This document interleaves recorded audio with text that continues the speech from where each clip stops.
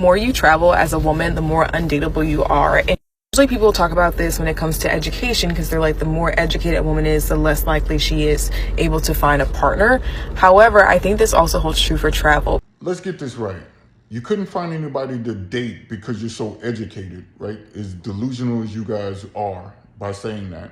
Now you're saying that because you have international experience going overseas and you experience different things overseas, that makes you even more undateable. No, no one just does not want to date you. And let's use some of your educational terms. This is self-serving bias. This is cognitive dissonance reduction. Or let's use a colloquial term. This is face-saving narratives. This is identity-preserving explanations. This is simple coping narratives. This is simply a coping narrative. You can find, you guys need to sit on somebody's couch and you're almost at the stage where you need that jacket that make you hug yourself. And it's not even a joke. I don't joke with mental illnesses, but a lot of you are using the internet as a coping narrative. Firstly, men want to impress you when it comes to dating. So they're going to try to take you to a nice restaurant. They're going to try to give you a nice experience because they want to show that they are an impressive person. However, if you're someone who has snorkeled in the Galapagos and then watched a surf competition in Tahiti and then went horseback riding on the beach, and then you also have skied in the Swiss Alps, and you have also, gone to safari to watch the wildlife migration, like, you are very difficult to impress. I wish I had that clip of Stephen A. We don't care. And no man is going to care about you seeing somebody, a surf competition in Tahiti. Who gives a damn about that? You horseback riding on the beach? You could do that in freaking Miami. or you skiing in the Swiss Alps. Anybody can do these things. This only impresses you. See, this is what you call coping narrative. This is when you have two things that are happening. I'm highly desirable, but I'm struggling in dating.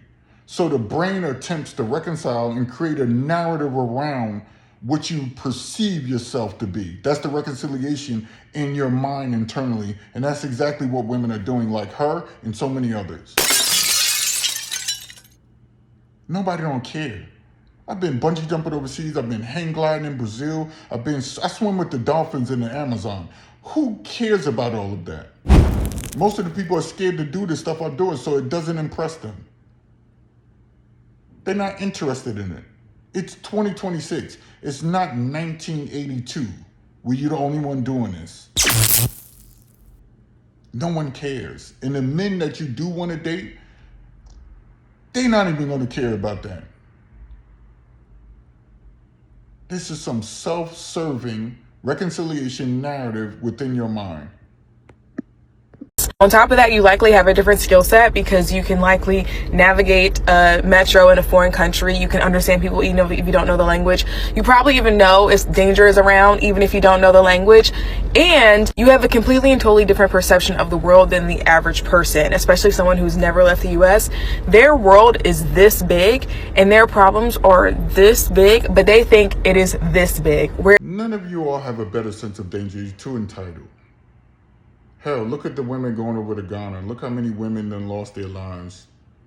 Look how many women that went overseas and something happened to them. And they're afraid to go back to these certain countries. That's why they stick to European countries thinking that they're safe, but then they find out that even the Europeans don't want them over there. You're not more adept to warnings or warning signs or street smarts. You're too entitled.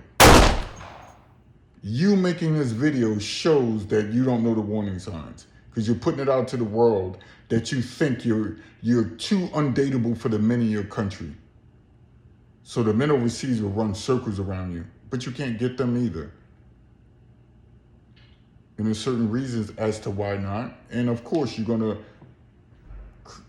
have this identity protector reduction thing that you guys do. So, no, you're undateable because you're not dateable. Nobody wants to date you. You're in competition with men. You think that you're better than men. You think because you have this uplifted life in the United States of America that's soon going to come to the end, the more technological advances come, and I don't want it to happen. I don't wish that upon anybody. But I'm saying, we see what's happening with the job market and different things like that. It's a rude awakening, happened to many already, and it's most likely going to happen to more. So, having all of these different mental narratives, you create these stories to preserve your dignity and identity, it's not working. You're just not dateable. You're just not personable. People don't like to be around you. You don't know how to socialize. And you're in competition with the men, the very men that you should be romantically involved with.